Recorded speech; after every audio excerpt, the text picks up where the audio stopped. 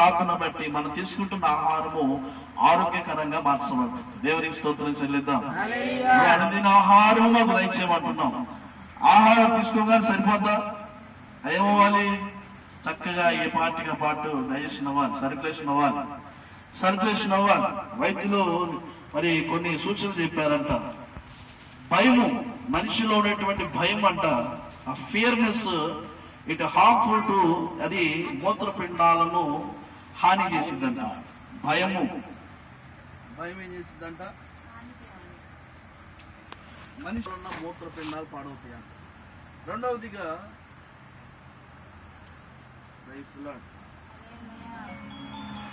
Your Zoom rocker is ready to pair. హల్లెలూయా.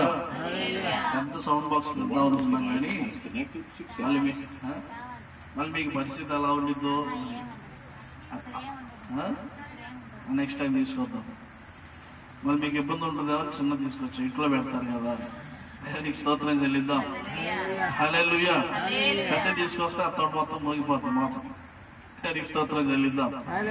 హల్లెలూయా, హల్లెలూయా. భయము మూత్రపిండాలకు హాని అంట. తర్వాత ఆందోళన, యాంగ్జైటీ, ఆందోళన ఇట్ హార్మ్ఫుల్ టు స్టమక్. కడుపుకి ఏమైతే హానికరం ఏమిటంటే అది ఆందోళన కడుపుకి హానికరం. తర్వాత మూడవది ఏంటిది? ఒత్తిడి, స్ట్రెస్నెస్. ఎప్పుడైతే మనిషిలో ఒత్తిడి ఉంటుందో అది గుండెకి హాని. దేనికి హాని? గుండెకు హాని. డాక్టర్ దగ్గరికి వెళ్తే అయ్యా హార్ట్ స్ట్రోక్ వస్తుంది, గుండెలో నొప్పి వస్తుందంటే ఒత్తిడి తగ్గించుకో అంటాడు. ఏమంటాడు? ఒత్తిడి తగ్గించుకోవాలి, నువ్వు ఆలోచన తగ్గించుకోవాలి. ఎందుకు అంత ఆలోచన నీకు? ఎందుకు అంత ఒత్తిడి తగ్గించుకో అంటాడు. ఒత్తిడి వలన గుండె బలహీనపడిద్దంట. గుండెకు నష్టం, గుండెకి హానికరం. రోజున ఉన్నటువంటి బయట ప్రపంచంలో ఎక్కువ శాతము యవనస్తులు హార్ట్ అటాక్ తో మరణిస్తున్నారు. హార్ట్ అటాక్ తో చిన్న వారే, పెద్ద వయసు అయిపోయినవారు, పెద్ద ఏదో అనుభవం ఉన్నవాళ్ళు, బాధ్యతలు 50 ఏళ్ళు పైబడిన వాళ్ళు కాదు, కానీ చిన్నవారు 16 ఏళ్ళు 20 ఏళ్ళు 25 ఏళ్ళు. మరి అంత ఒత్తిడి వారిలో ఎందుకు వస్తుంది? అంత ఆలోచన వారిలో ఏముంటుంది? పెద్దవాళ్ళు ఒత్తిడి, మరి వారిలో ఒత్తిడి ఉంటూ ఉంటది.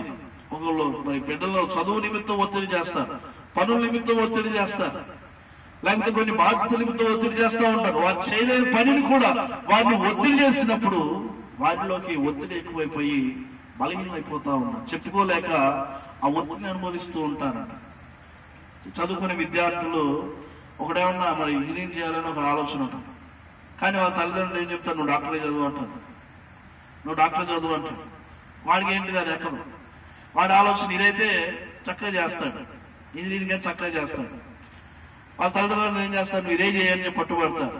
మా అబ్బాయి నేను వ్యాపారం చేస్తూ చూడాలనుకుంటారు, లేకపోతే మా అబ్బాయి చక్కగా పొలాలు పండిస్తే మేము చూడాలనుకుంటారు, మా అబ్బాయి ఈ పంట వేస్తే మేము చూడాలనుకుంటాం, చక్కగా ఇంకో వేరే పంట వేద్దాం అనుకుంటాడు.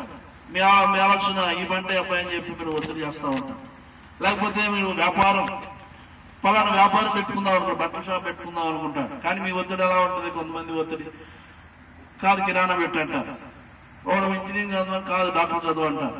ఆ ఒత్తిడి పెరిగిపోయి పరీక్షలో మార్కులు రాలేదనుకో, మార్కులు తక్కువ వచ్చినాయి, ఒక 4 మార్కులో 10 మార్కులో 100 మార్కులో, అందులో కూడా ఒత్తిడి. విద్యార్థులు మరి చదవలేక ఒత్తిడికి గురయ్యి ఈ 5 సంవత్సరాల్లో 15,000 మంది చచ్చిపోయారంట. 15,000 మంది ఆ ఒత్తిడి తట్టుకోలేక మైండ్ గా ఒత్తిడి ఎక్కువైపోయి సూసైడ్ చేసుకుని చచ్చిపోయారు. చూడ, ఆ గుండెకి అంత ఒత్తిడి పెరిగిపోతా ఉంది. అందుకే ఒత్తిడి, ఆ స్ట్రెస్నెస్ అనేది హార్ట్ కి హార్మ్ఫుల్ అంట, గుండెకు హార్మ్ఫుల్. దేవుడు మనకి ఎటువంటి ఒత్తిడి లేకుండా ప్రయాసపడి భారం వస్తున్న సమస్త జనులారా అన్నాడు. అందుకే మీకు విశ్రాంతి కావాలి. తర్వాత 4వదిగా దుఃఖము ఊపిరితిత్తులకు, లంగ్స్ కి హార్మ్ఫుల్ అంట. దుఃఖము ఏడ్చేవాడు చూడండి, వాడికి శ్వాస ఎలా ఉంటుంది? ఊపిరితిత్తులు అంటే శ్వాస. మనం శ్వాస పీల్చుకోగానే ఎక్కడికి వెళ్ళింది? అవి ఊపిరితిత్తులే.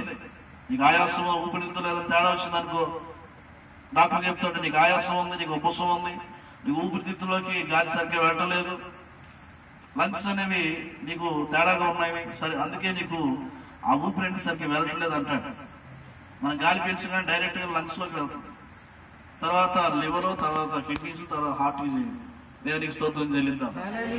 హల్లెలూయా, హల్లెలూయా. ఐదవది కోపం. ఐదవది కోపము కాలేయాన్ని దెబ్బతీసిందంట.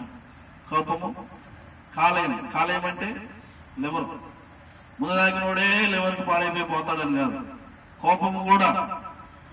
అది కోపము, యాంగ్రీనెస్. కోపము కూడా ఏం చేస్తుంది? హాని, లివర్ ని దెబ్బతీస్తుంది.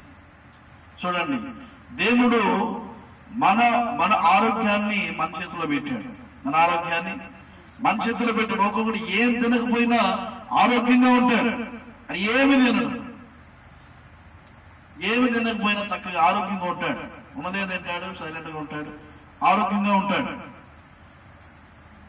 అన్ని రాజభోగాలు తిని రాజ విందులు చేసిన వాళ్ళు కూడా. అందుకే దానియేలు అంటాడు, దానియేలు మొదలైతే రాజు అంటాడు, రాజా నీ దగ్గర పంచభక్ష పరిమాణాలు ఉన్నాయి, నీ కుమారులకి అవన్నీ పెట్టు, కానీ నేను అవేమి ముట్టను. 10 రోజులు నేను ఉపవాసం ఉంటాను, 10 రోజులు ఏ తినకుండా ఉంటాను. మా మొహం ఎట్టుంటుందో చూడు, నీ కుమారుల మొహం ఎట్టుంటుందో చూడు అంటాడు దానియేలు. దేవునికి స్తోత్రం చెల్లిద్దాం. హల్లెలూయా. దానియేలు ముఖంలో దేవుని తేజస్సు ఉన్నది. రాజు కుమారుల ముఖంలో ఏ తేజస్సు ఉన్నది? తింటే తేజస్సు, లేకపోతే తింటే అది ఈ లోక సంబంధమైన తేజస్సే. కాసేపే ఎండలో పోతే మళ్ళీ మావులే, మళ్ళీ బయట కూర్చుంటే మళ్ళీ మావులే. దేవుని తేజస్సు మనలోనికి రావాలి. దేవునికి స్తోత్రం చెల్లిద్దాం. హల్లెలూయా. దేవుని తేజస్సు మనలోకి వచ్చినప్పుడు మనము శక్తివంతులుగా మార్చబడదు. అందుకే యేసుక్రీస్తు వారు పరలోక ప్రార్థన అందుకే నేర్పించాడు మనకి. ఆయన శిష్యులకు పరలోక ప్రార్థన నేర్పించాడు. తర్వాత మారునస్తులను మేము క్షమించినట్లు, మారునస్తులను మేము క్షమించినట్లుగా క్షమాపణ. ఏమిటంట? క్షమాపణ. 7వదిగా క్షమాపణ. యేసుక్రీస్తు వారు ఆయన భూమి మీద వచ్చిన దగ్గర నుండి కూడా ఒకటే నడిచింది, క్షమాపణ. క్షమాపణ. ఏ చేసినా కూడా ఆయన ఏం పట్టించుకోవాలి, క్షమాపణ. అంతకుముందు ధర్మశాస్త్రం ఉంది, ధర్మశాస్త్రంలో క్షమాపణ లేదు, శిక్ష ఉంది. ధర్మశాస్త్రమునకు శిక్ష ఉన్నది, ఏ చిన్న తప్పు చేసినా శిక్షే. ఇప్పుడు కూడా కొన్ని దేశాల్లో శిక్షలు ఉన్నాయి, భయంకరమైన శిక్షలు, చిన్న చిన్న తప్పులకు కూడా. దుబాయ్ వెళ్తే భయంకరమైన శిక్షలు ఉన్నాయి. ఏమో తెలుసా నీకు? చెప్పాడు మీ అబ్బాయి, ఇక మా దిల్షాద్ బేగం తల్లి వాళ్ళ అబ్బాయి మొన్న దుబాయ్ వెళ్ళాడు. దుబాయ్ లో శిక్షలు భయంకరంగా ఉంటాయి. దొంగతనం చేస్తే చేయి నరికేస్తారు, దొంగతనం చేస్తే చేయి నరికేస్తారు. చిన్న చిన్న తప్పులు కూడా, తల తీసేయడం, చేతులు తీసేయడం, వాళ్ళ శిక్షలు భయంకరంగా ఉంటాయి, చిన్న చిన్న వాటికి కూడా. ఇక్కడ మనకు ఇంకా అంత స్ట్రిక్ట్ గా రాలేదు. ఒక విధంగా కొద్దిగా మన లక్ అని చెప్పుకోవాలి. మన దేశం అంత భయంకరంగా రాలేదు. ఫ్రీడమ్ ఉంది, బాగా ఫ్రీడమ్. మరి మన పూర్వీకులు మరి దేశానికి తెచ్చిన ఫ్రీడమ్ అలాంటి. దేవుడు మరి యొక్క శాంతిని, అర్హతను, ఆయన కృప ఉన్నది మన దేశం పైన ఉన్నది, మన ప్రాంతాల మీద ఉంది, మన కుటుంబాల పైన ఉంటా ఉన్నది. దేవుని కృప మన పైన ఉన్నది. తర్వాత మా రుణములను మేము క్షమించుము. మా రుణస్తులను మేము క్షమించిన ప్రకారం మా రుణములను క్షమించు. పశ్చాత్తాపం. మనం క్షమించాము, తర్వాత మనలోకి పశ్చాత్తాపం వచ్చింది. మా అపరాధములను కూడా క్షమించు తండ్రి అని మనలోకి పశ్చాత్తాపం. అది ప్రార్థన, పశ్చాత్తాపం రావాలి. తర్వాత 8వదిగా 9 శోధనలోనికి తేక కీడు నుండి తప్పించుము. ఏమిటంటే విజ్ఞాపన. విజ్ఞాపన. శోధనలోనికి తేక. యేసుక్రీస్తు వారు శిష్యులతో అంటాడు, మీరు శోధనలో ప్రవేశించకూడనట్లు మెలకువగా ఉండి ప్రార్థన చేయండి. అది విజ్ఞాపన. మన ప్రార్థన విజ్ఞాపన. ప్రభువా మమ్మల్ని శోధనలోనికి తేక. ఇప్పుడు క్షేమంగా ఉన్నాం, క్షేమంగా ఉన్నాం. దేవుడు మాట్లాడుతున్నాడు, ఇదిగో నేను మీరు క్షేమంగా ఉన్నప్పుడు నేను ఇంత మాట్లాడాను, కానీ మీరు విననట్టున్నారని దేవుడు ఇర్మియా మరి గ్రంథంలో మాట్లాడుతున్నాడు. యేసుక్రీస్తు వారు అంటారు, మీరు శోధనలో ప్రవేశించకున్నట్లు మెలకువగా ఉండి ప్రార్థన చేయండి. తరువాత లాస్ట్ ఏంటది? రాజ్యము, బలము, మహిమ నిరంతరము నీవై ఉన్నావు తండ్రి. ఏమన్నాడు? రాజ్యము, బలము, మహిమ నిరంతరము నీవై ఉన్నావు తండ్రి. అది మనలో ఉన్నటువంటి అవగాహన, మనలో ఉన్నటువంటి అవగాహన. ఆయన సమస్తము ఆయన